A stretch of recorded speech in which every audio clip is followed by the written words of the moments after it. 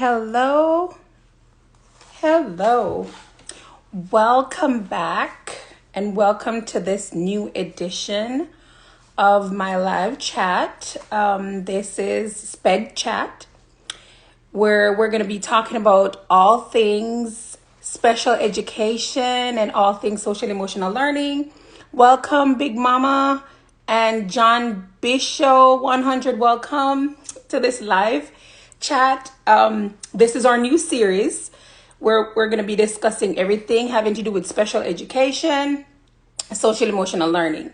So with this month, the month of April, we know that we're into testing, and many of the schools, they are getting prepared for either end of year testing as well as state testing. So that is why we're doing this series. Our focus is going to be on academics, and we're going to be focused on helping our special education students, helping them academically. Okay.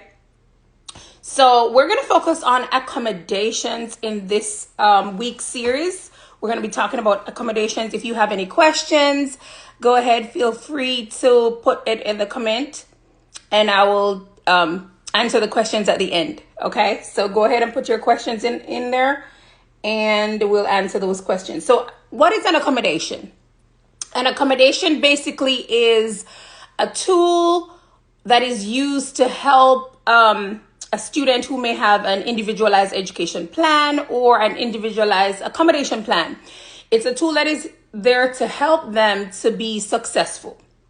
Now, many people might think that, well, an accommodation is an unfair advantage that a student may have. No, it's not an unfair advantage. Basically, they're given these tools to help them so that they can become successful. Now, accommodations can be based on whether a student needs information, like they need some information to be read aloud, they need tests read aloud, how they respond in a classroom setting. For example, do they need assistance with writing? Do they need additional time, like extended time when they're doing classroom activities? Do they need to be in small group instruction, small group testing, or do they need individualized instruction or individualized testing? Now, accommodations can be selected, and they should be selected, not going through a checklist. We're not going through a checklist and say, okay, well, let me check this off. Bam, check that off, check that off. No, that is not how accommodations are selected for students. Accommodations should be selected based on the individualized needs of a student. So you might have a group of students in a class.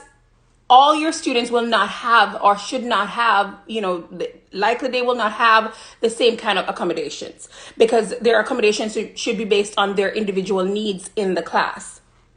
Now, we don't want to select accommodations if a student does not need it. Or, for example, let's say your student is proficient in using their multiplication. They know their multiplication math facts.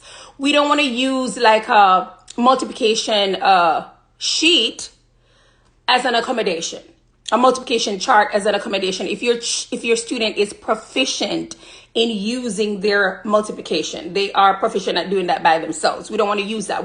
Maybe you want to use like a calculator to help your student with more challenging calculations. So we want to look at what the students they're doing academically, what they're doing well, and we want to use things that's going to help them to progress, extend them, basically. We don't want to restrict them, but we want to extend them. Okay.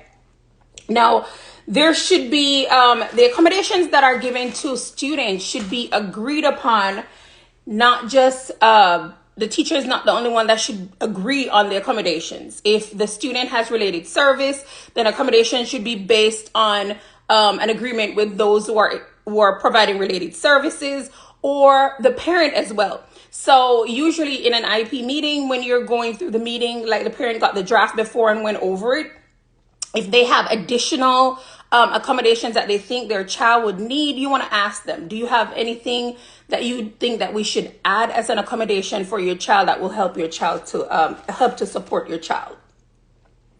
So we want to learn about the needs. We also want to become up to date on changes, federal changes to accommodations. So if there are any changes that are made to accommodations, I know like for this year, there are changes that are made because the push is to help our students to get to the point by third grade where they are, they're reading.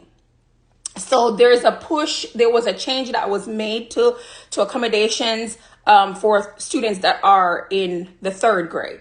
So you want to become aware of any changes that are made, as far as parents. As educators, you want to inform your parents. And then as parents, you want to find out what changes are made so that you can help your child to progress academically. Now, accommodations that are used in the classroom for testing, these should not be given to the student like right around the time of testing. Students should become very familiar with accommodations before testing time. So let's say a student is, you go through the student's IEP. So you want to go through their IEP before testing time to see what accommodations are there.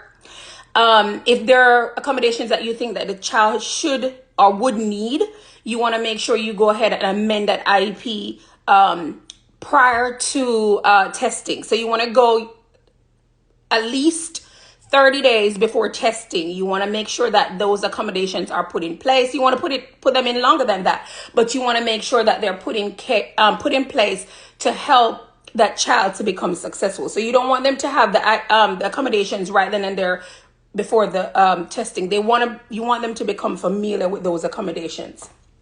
So some common accommodations that you might see sometimes, you might see some common accommodations like extended time.